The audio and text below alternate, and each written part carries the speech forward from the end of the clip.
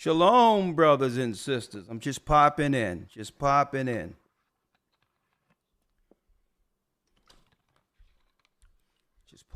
real quick. Blessed morning. All right.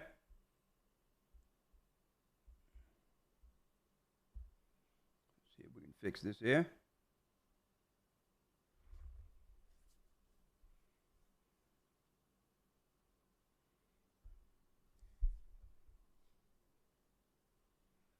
Yeah. Shalom, brothers and sisters. Just popping in. Shalom, shalom, shalom. What a surprise. What a surprise. Who we got up in here? Just popping in. Yeah, y'all see the title. You all see the title. Just come on in. I know you didn't expect to see me this morning, huh? Or just turned the afternoon. Shalom, brothers and sisters. Shalom, shalom, shalom. I'm just popping in. Won't be here long at all. Make sure you like, share, and subscribe. Surprise, surprise. I know you didn't expect to see me here this morning, right? Or afternoon. Yeah, I'm just, all praises be to the Most High. I'm Elder Ricard Shaw, the Gathering of Christ Church. And yes, you see the title. I have to talk about this real quick. All right. And yeah, I'm excited about the new year, which started sundown Saturday. And I'm also excited about the Passover. I'm excited about the Passover in 2 weeks in North Carolina. It's going to be great. Great music, great praise. And I'm just looking forward to seeing some of the people who have operated in this church for years and have been baptized. And, usually on the Passover, it's surreal. A chance to appreciate what the Most High have done in this work and to see prophecy fulfilled, to be a part of seeing that the children of Israel are back with full force and is willing to begin our journey in respect of our God, AHAYAH, in the name of YASHAYA. Yes, it's what a blessing. In a couple of weeks, we're going to have a serious, blessed Passover. And I just wanted to thank all the brothers and sisters out there who have always supported the church. And we're going to make this Passover a blessed experience. And through the Holy Spirit, these holy days from one year to the next draw God's people closer together. I mean, I wish, believe it or not, I wish it was a scenario in which there was no cap on capacity. It so happens that when it comes to these events, there's a limit on how many people can come in, or the fire marshal come out and all these others. And we don't need that trouble, right? Years ago, when we converged on Atlanta through the Spirit of the Most High,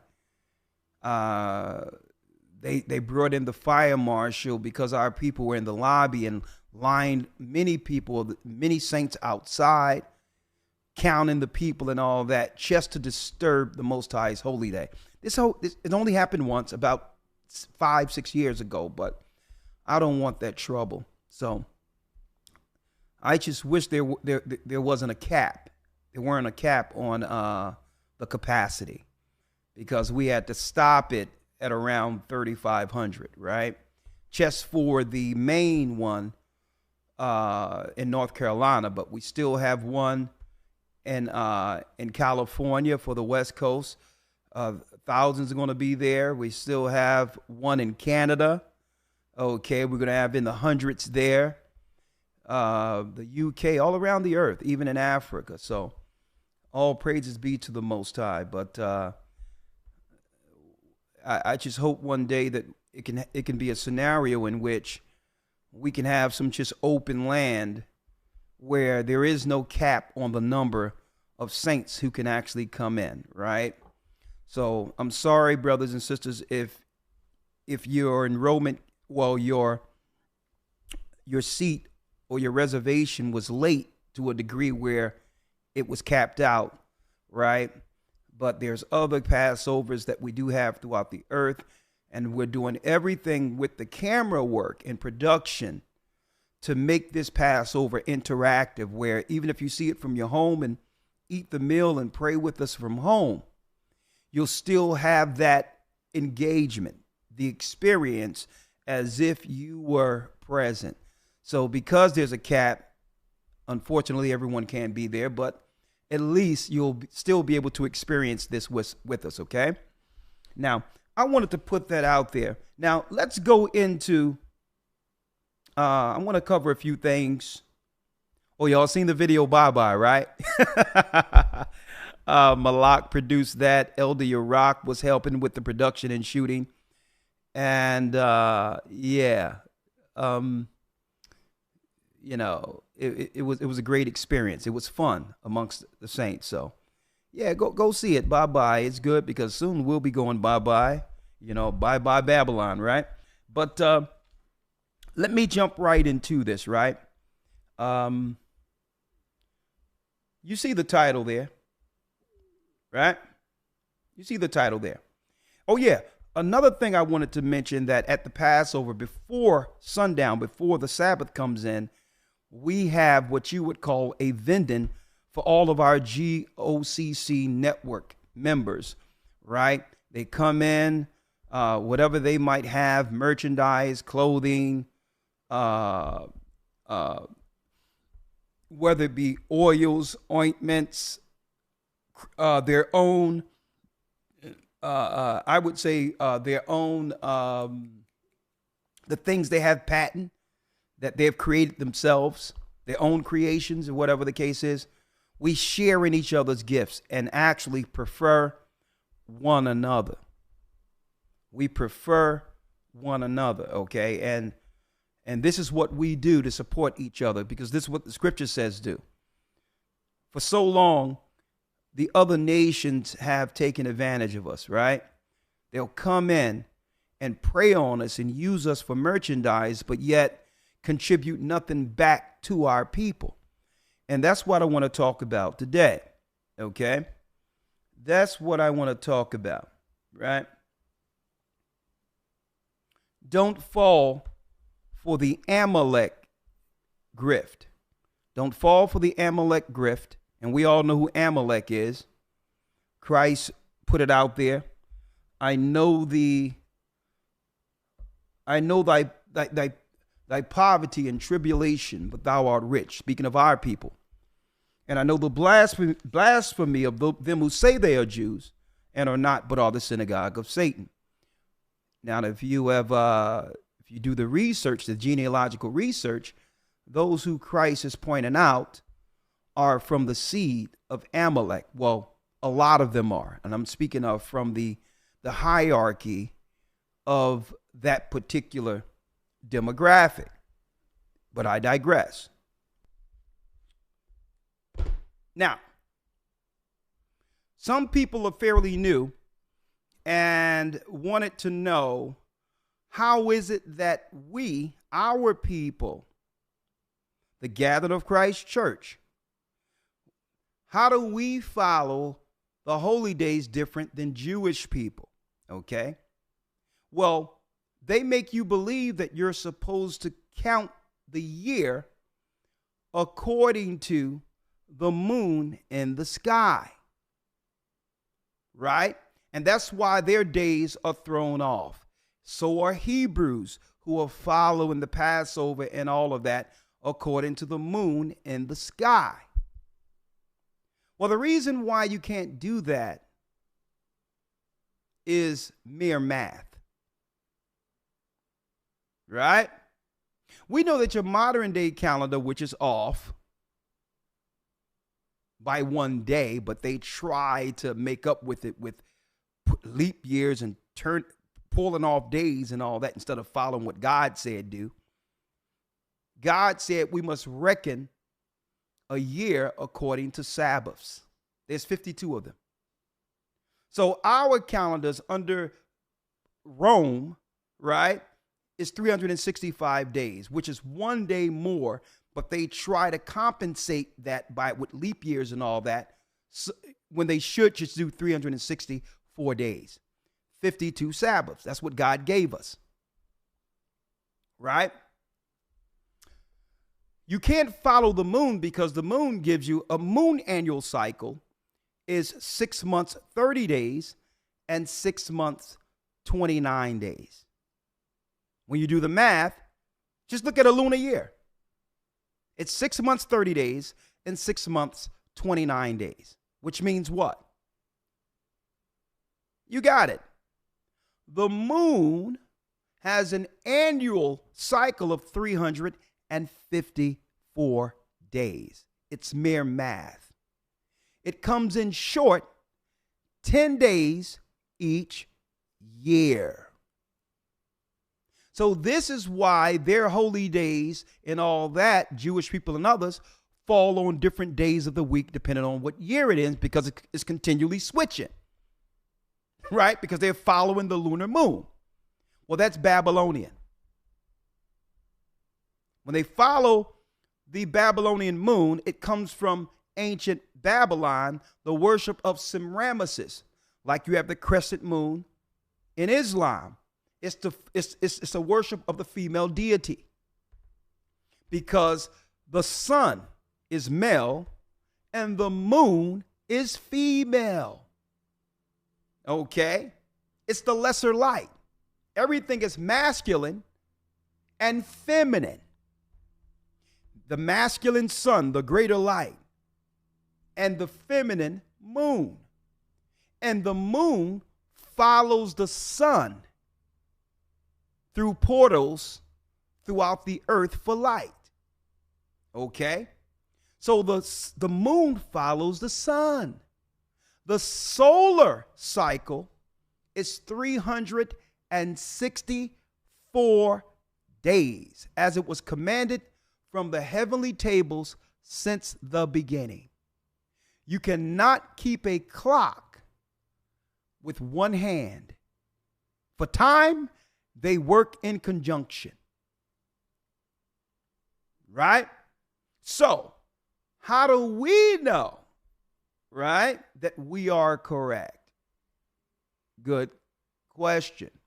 Folks, it's all here in our calendar with the scriptures and all that. But I'm going to show you in particular. You can go to Gathering of Christ. You can go to gatheringofchrist.org, get your calendar. And it has the cycle right here and the scriptures. A calendar year, according to the Most High, is 52 weeks. 5 and 2 is 7. There's no 365. Okay? The way it's reckoned is to find the last day of the year, which is equal parts night, equal parts day, which is a 364. And then the count starts after that. It's quite that simple, okay? Every year ends what? Saturday sundown to Sunday sundown. I mean Friday sundown, excuse me, to Saturday sundown. Every year ends Friday sundown to Saturday sundown. The same way the Sabbath is the last day of the week, it's also the last day of the year. The first day would start Saturday sundown to Sunday sundown, right? Every year, that's the first day of the year, right? It's quite that simple. And those are the courses our people fell from. And then and after we fell as a people under the Babylonians, we begin to lose time. The Talmudists picked up what? They picked up the moon cycle from Babylon. That's why when you look at a Jewish calendar, it has Jewish deities for the months. And this is why they follow strictly the moon. So to what? So, and they're not on course according to the days, these holy days should be falling on. Okay. The Passover every year, it's Friday sundown to Saturday sundown every year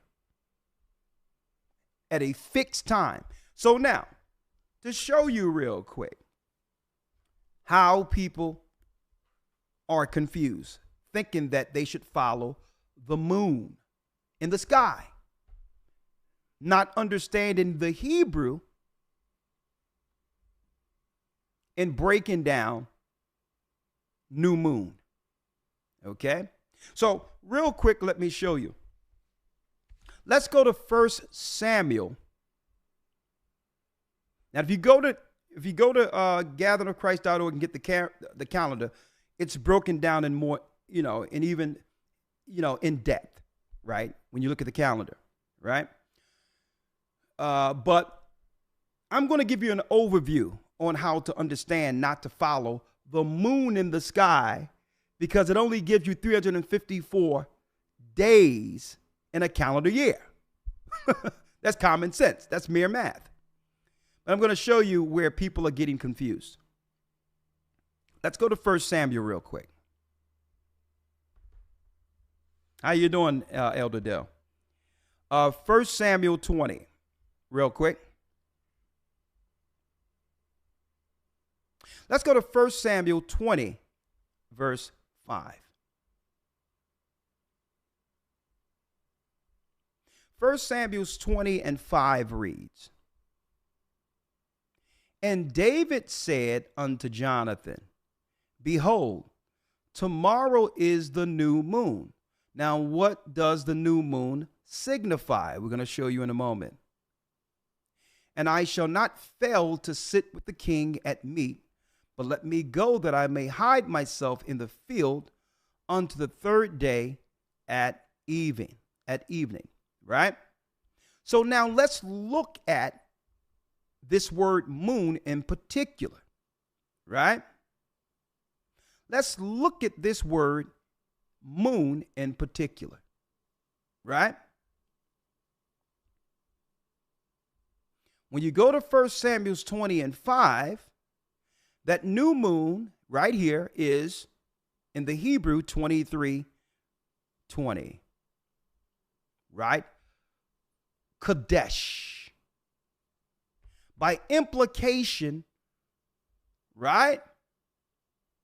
By implication, right? Month. So it's not speaking about the moon in the sky. It's a new month that distinguishes itself from the other months. So we need to find out, what does it mean by new month? It's not speaking of the moon. How do you know it's not talking about the moon? Well, let's now go to Genesis 37, verse 9.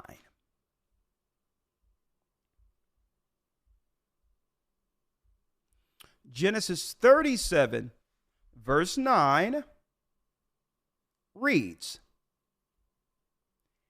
"And he dreamed yet another dream, and told it his brethren, and said, Behold, I have dreamed a dream more. And behold, the sun and the moon and the 11 stars made obeisance to me." Right? So this is when Joseph the dreamer received the dream that he would be raised above his brethren. Right? So, but he's speaking of a literal sun and moon that was shown in his dream. So now you know this moon is talking about the moon in heaven, the moon in the sky, right? So let's see the Hebrew word for moon from Genesis 37, verse 9.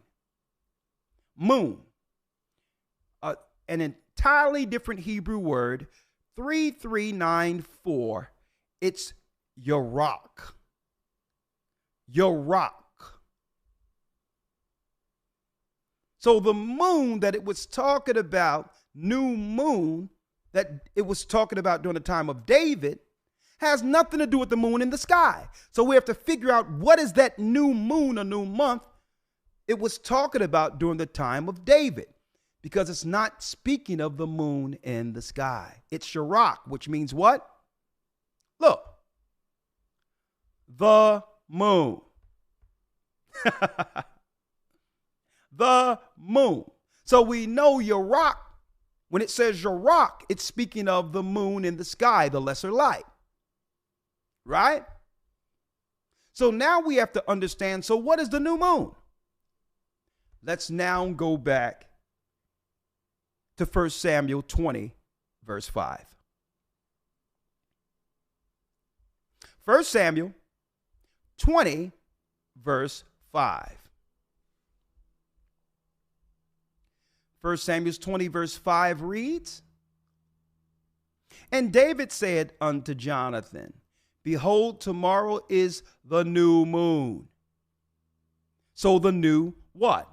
The new month, Kadesh. Kadesh, which is the new month. It has nothing to do with the moon in the sky to determine what time it is.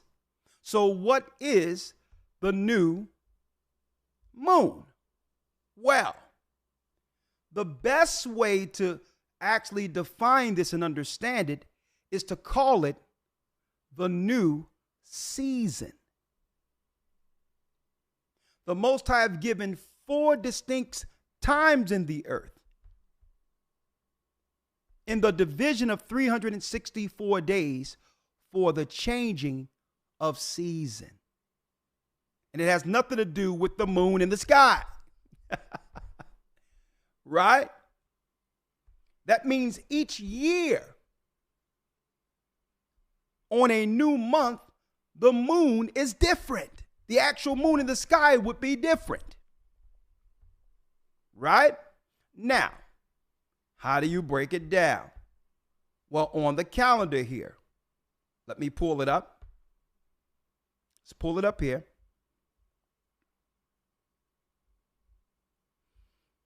And don't look for these guys to tell you, because they're following the moon in the sky.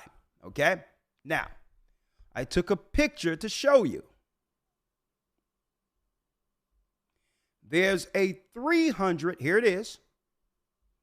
This is the correct layout of the Hebrew calendar, which shows the full circular year cycle. Right? So, you have 4 intercalary days, which separates season according to time.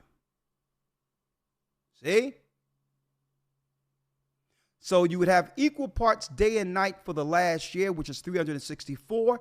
Then you would have this line here, which would become the new month or new season. That's all it means. The new season, spring. Breaking from winter. Then it would count a 30-day month, then a 30-day month, and then a 30-day month. And on the 91st day, there you go again, a new season. From spring to summer, go 30, 30, 30, and you have what? A new season from summer to autumn. Then you have 30, 30, 30, and that's right, on the 91st day, it goes to winter. It's not a moon in the sky. Okay, it's a month, intercalary day, which divide season. And then it's 30, 30, 30 again. And then on the 91st day, a new season. A new season. So the correct way of looking at this is not saying moon, because in the Hebrews knew that this wasn't a moon. They would say the new month, right? They would say it's the new month to let you know we're in a new season. Because why? You have 12 separate months. But what distinguished the new months from the rest? The seasons. Right? Spring, summer, autumn, winter. Right? And this is why right after we did what you call New Year, because people say, do y'all celebrate New Year? It's talking about the new season, the new moon, the new month according to the Bible. And if you can see, and the Bible says, that's right, it is to be remembered. Right? Now, by doing this, what? The next day, did you feel the warm air come in? Because it tell you in the scriptures in Enoch that the chambers of heat come out of the gates to begin to warm the earth at that time. And it also, folks, see, you see the birds out there. You see people out there right now, because this is really the new year now. While the pagans celebrate the new year in the dead of winter, to prove how on point this calendar is. The Most High have given us back the times. And that's why you'll see us worshiping on a Passover the same time it's what? The same time it's celebrated in the heavenly realm, while the other people who would use Passover as a name isn't doing it at the same time. Heaven recognizes it. Okay? So I thought I would say that, especially and quantify this for the people who are fairly new in this, and they'll get confused when they see the word moon, not realizing that it's new season. That's what it is. It's an intercalary day which separate the one season that's ending from the new season springing in. So that's why it's important to get your calendars and study so that you'll be confident in knowing that you are dealing with the Most High holy days on the right day of the year. With that, we got the cult of the soul, Invictus, which I'll be going into in the academy this week, breaking down Christianity. Did you know modern day Christianity that we see today that's actually received by the world was a secret cult in Rome under Mithraism before they rolled it out for the rest of the people? Yes. The way Christianity is being celebrated today was a cult in ancient times. And a lot of weird things that were going on in that cult, eerily similar to what we're seeing in our neighborhoods with the violation of children, all that stuff that they have now made the norm through conditioning. Well, it was a secret cult before, the practices. They just relabeled it Christianity after our people lost Jerusalem. So with that, I'll see you in the academy this week. Get ready for the Passover in a couple of weeks. And yes, again, don't fall for the Amalek grift. Have a good day.